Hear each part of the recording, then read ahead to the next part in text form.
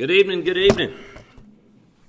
Glad to be here with you all tonight. When Sandy called me about this, she said maybe you could give sort of a wide-ranging overview of environmental and natural resource issues right now as they apply, as you see them applying in the region and in North Carolina, and with us to some extent, you all would bring the local focus. But so what I did was take a talk that I had presented to the Water Resources Research Institute, a group housed at NC State. They had a 25-year anniversary back in the spring, and sort of adapted it to this purpose. And so here we go. I want you to know what a pleasure and an honor it is for me to be with you all tonight.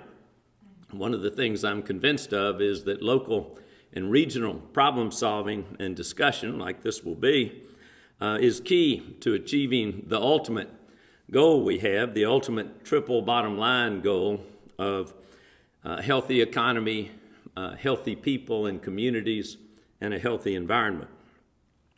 There was a great professor at NC State, UNC for a while, named David Howells. He was the first director of that Water Resources Research Institute, and he's a former chair of the North Carolina Environmental Management Commission. And he once said, in the context of water quality, the road ahead will be as demanding as the road behind, and the state's commitment to clean streams must continue.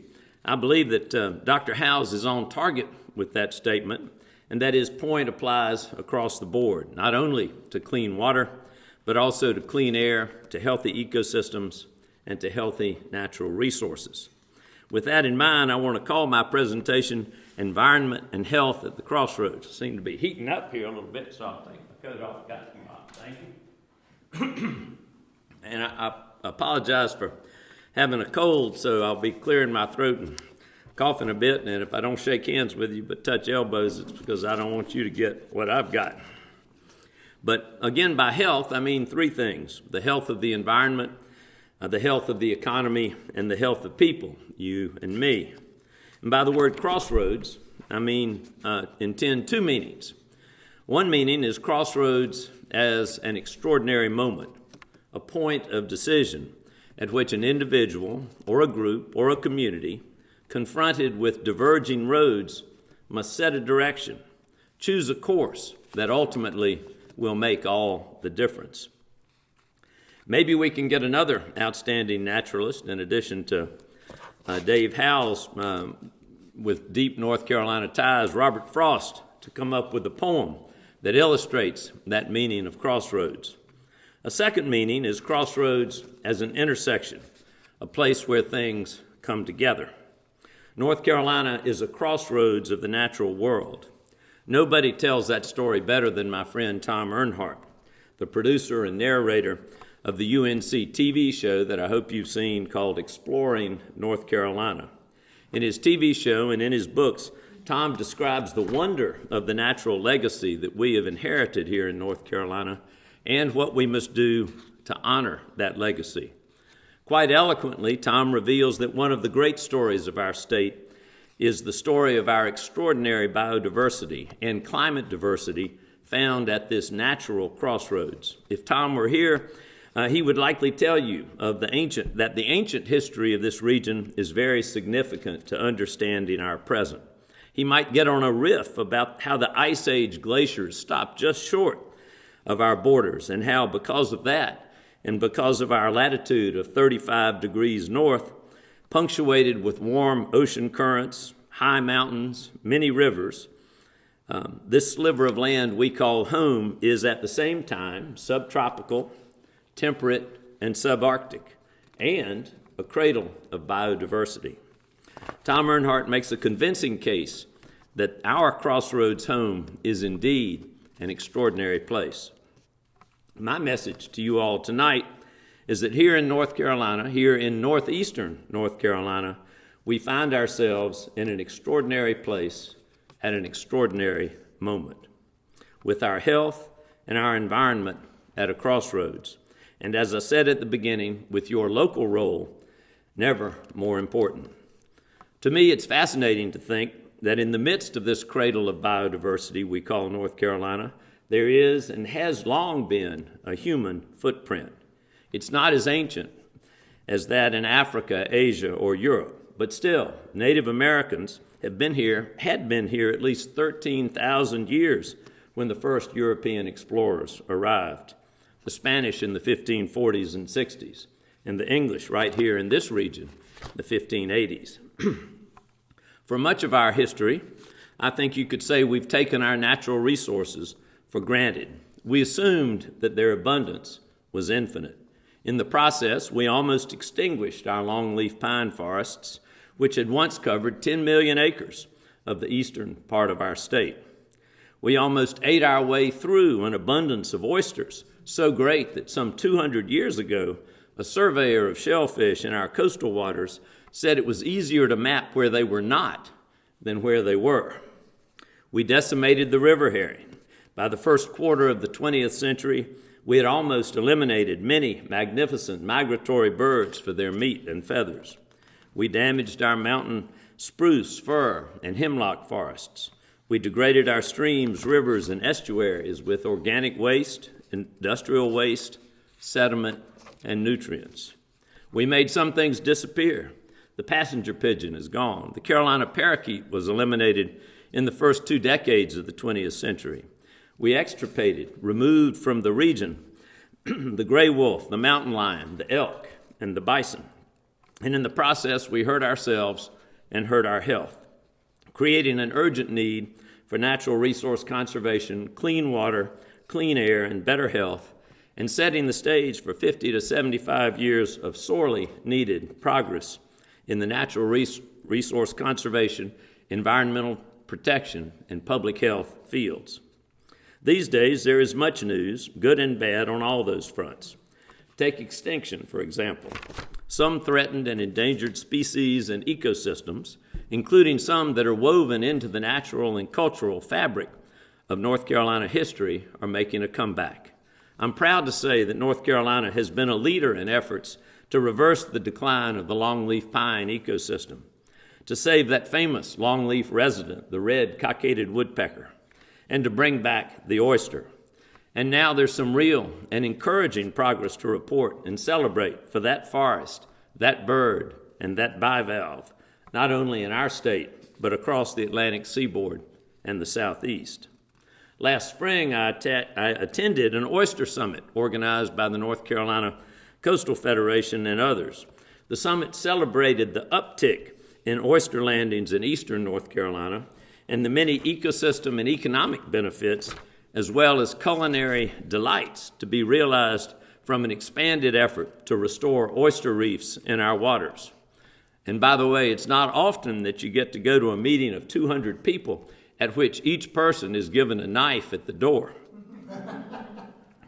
Perhaps the oyster, the red cockaded woodpecker, and the longleaf forest can be bellwethers and and inspirations that recovery efforts moved forward by the power of leadership, innovation, and collaboration can succeed. Focusing a moment more on the extinction example, there is unfortunately lots of disturbing news these days that extinction rates are soaring, and that many of the species, aquatic and terrestrial, that you and I care about, and many that we don't know about, are threatened and endangered. The painted bunting, a spectacular and charming summertime visitor to southeastern North Carolina's coasts, and one of my favorite North Carolina songbirds, is one example. Another is the tiger salamander, thought by some to have dwindled to only 2 locations in North Carolina. In fact, amphibians enjoy the dubious distinction of being the world's most endangered class of animals. The group's extinction rate is calculated to be 45,000 times the natural background extinction rate of other groups. Now, how did I just happen to know that fact about amphibians? I didn't just know it. I've been reading a book about it. It's a 2013 book called The Sixth Extinction, An Unnatural History, written by an interesting lady named Elizabeth Colbert, who's the climate science writer for the New Yorker magazine. Her book chronicles the amazing coincidence that we humans are recovering the history and learning the history of the 5 biggest ancient extinction events, known as the Big Five, just as we are coming to realize that we are causing the next one, the 6th extinction. Now, you might well be thinking I'm getting a little far afield from what you plan to come and hear about tonight, but I mentioned Colbert's book because it takes me back to a point I made at the beginning. Here's what Colbert says in her prologue. My hope, she says, is that readers of this book will come away with an appreciation of the truly extraordinary moment in which we live. I said at the outset, I feel that for our state and for this region, for a combination of reasons, we live in a truly extraordinary moment, a crossroads moment.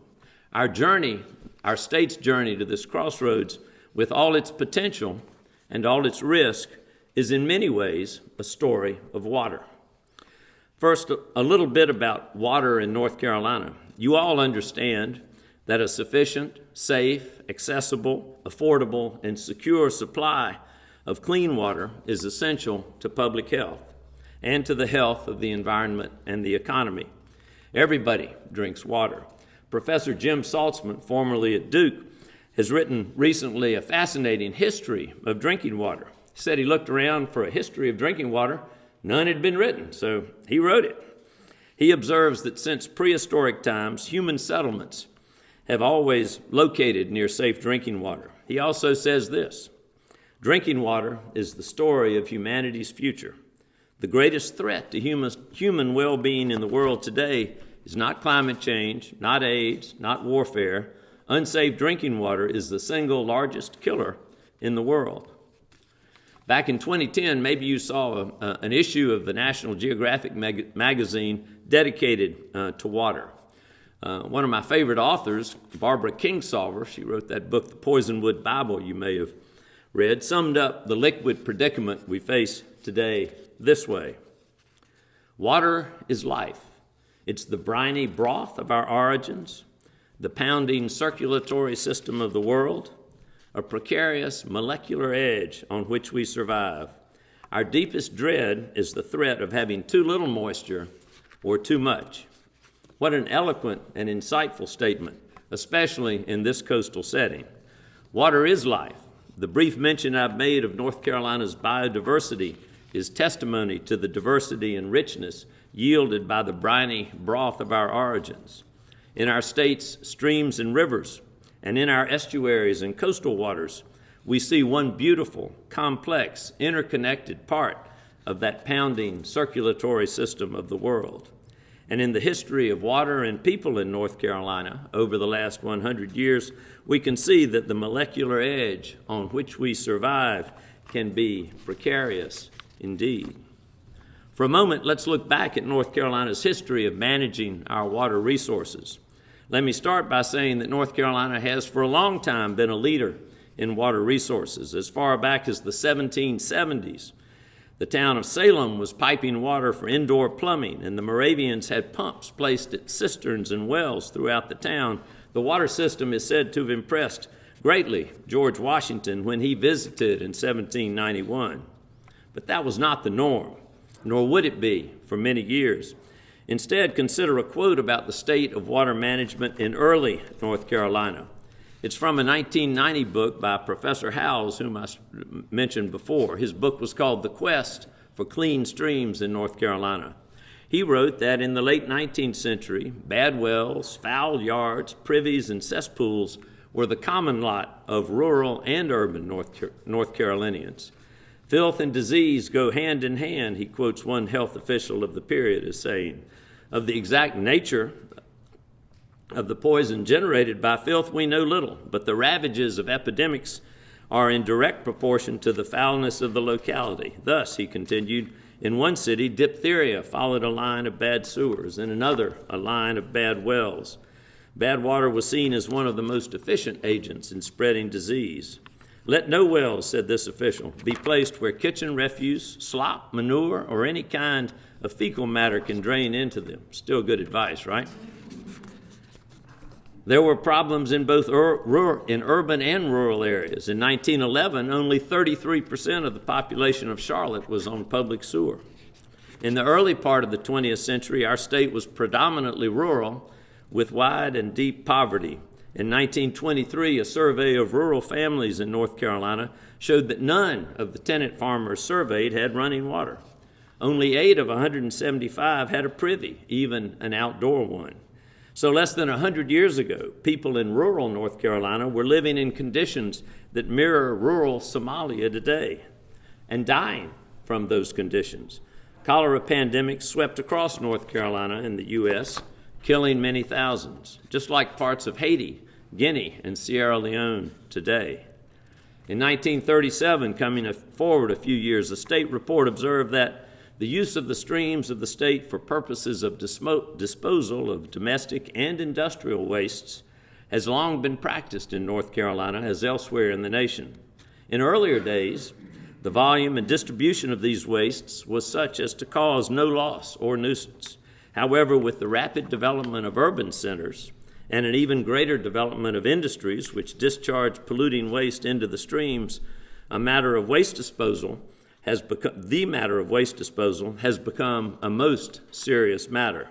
Combined with the disastrous effects of soil erosion, the streams of the state, this report said, have become in many instances utterly unfit for other uses and often sources of actual danger to health. So by 1945, Dr. Howes says stream pollution was recognized as the state's single most important problem.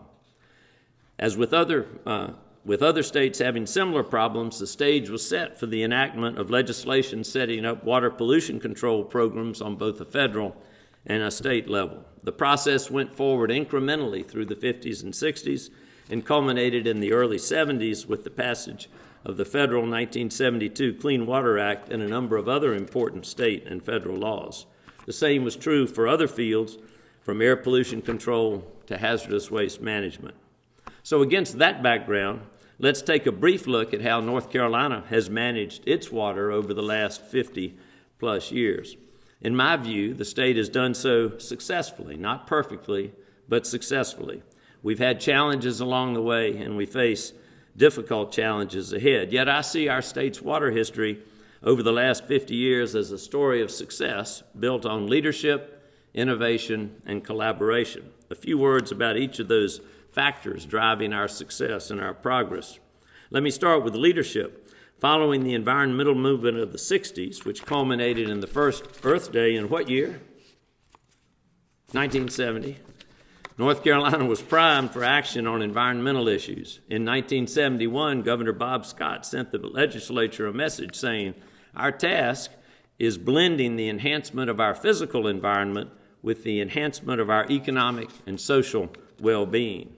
His emphasis on the environment led to a state constitutional amendment, the state's Environmental Bill of Rights, in effect, which the voters approved by a very large margin. Let me take the time just to read it as a reminder to us all. "It shall be the policy of this state to conserve and protect its lands and waters for the benefit of all its citizenry. And to this end, it shall be the proper function of the state of North Carolina and its political subdivisions to acquire and preserve park, recreational, and scenic areas, to control and limit the pollution of our air and water, to control excessive noise, and in every other appropriate way to preserve as part of the common heritage of the state its forests, its wetlands, its estuaries, its beaches, its historical sites, open lands, and places of beauty." Now, there were lots of other people who were champions of conservation and protection of North Carolina's environment. The Jims, Holzhauser, Hunt, Martin, and Mike Easley are examples of governors who championed key conservation and environmental protection initiatives. Mark Basnight, a terrific example of a legislative leader who did the same. Let me take a sip here. Let me talk about innovation for a minute. Our environmental and conservation history is also one of innovation. Here are a few examples. We've made innovative investments in clean water management. Think about the 1987 Clean Water Revolving Loan and Grant Fund, still going strong. Think about 1998 clean water bonds and the boost they provided to both the environment and the economy. Think also about the Clean Water Management Trust Fund, championed for so long by Mark Bassnight, and all the good it has done and still has to do for our state. The final driving factor in that success, it seems to me, is collaboration, partnerships. Our water history is one of collaboration and partnership. They have been a key aspect of our state's response to recent historic droughts and water shortages. We've got something called the Drought Management Advisory Council, a collection of technical experts at every level, local, state, federal, and they have served the state exceptionally well in our response to these historic droughts we've had, and they're a model, and this thing is a model really for the other states in the Southeast. Maybe you know about something called the Coastal Habitat Protection Plan. Brings together 3 commissions with regulatory responsibility in the coastal plain and gets them to work together to coordinate and integrate and focus their efforts on priority objectives. It's a silo-busting idea, you could say, and the current edition of the Coastal Habitat Protection Plan focuses on the restoration of oysters, which we mentioned earlier. I think the bottom line, thanks to leadership, innovation, collaboration, is that fortunately, here in North Carolina, compared to 50 years ago or 75, things have changed significantly for the better. Water and sanitation in almost every home, waterborne epidemics, a thing of the past. Our rivers are places to paddle and enjoy, not avoid. Our water and sanitation infrastructure has allowed the urban areas of the state to prosper. So back in 1990, Dr. Howes summed things up this way. Many unsung heroes have labored hard and long to move North Carolina to the forefront of water pollution control programs. It's due to their efforts that North Carolinians can now enjoy the use of clean streams throughout much of the state. Resources to cope with stream pollution have sharply diminished in recent years, yet the problems grow more complex. The road ahead will be as demanding as the road behind, and the state's commitment to clean streams must continue. Those to me were prophetic words. Even as water sanitation and health have improved and much of the state has prospered, water has remained a precarious molecular edge on which our survival depends, but is by no means guaranteed. Think about the years since 1990 when Dr. Howes penned those words. North Carolina has been hit by an unprecedented string of extreme events that have threatened and taken lives and wreaked havoc from the sea to the mountains, from the cities to the countryside. We've had floods, hurricanes, flash floods, landslides, heat waves, tornadoes, ice storms, droughts, wildfires, nor'easters, rising seas, and an increasing level of nuisance flooding. And in many cases, pollution has resulted from or exacerbated those events and their impacts on people and ecosystems. So now, don't want to go too long here, so I want to move to a conclusion. Let's take a look at the road ahead. Dr. Howes observed that the challenges we face seem to grow more complex and more interconnected. The special complexity, scale, and scope of the problems we face on the road ahead cause me to reckon that we do indeed live in an extraordinary moment, a crossroads moment. And so I thought I would just list what I see as the 7 most complex, most challenging problems we face today at the crossroads of environment and health. They're not in priority order. And as you hear my list, I hope you'll think about what problems, if any, you'd put on your list.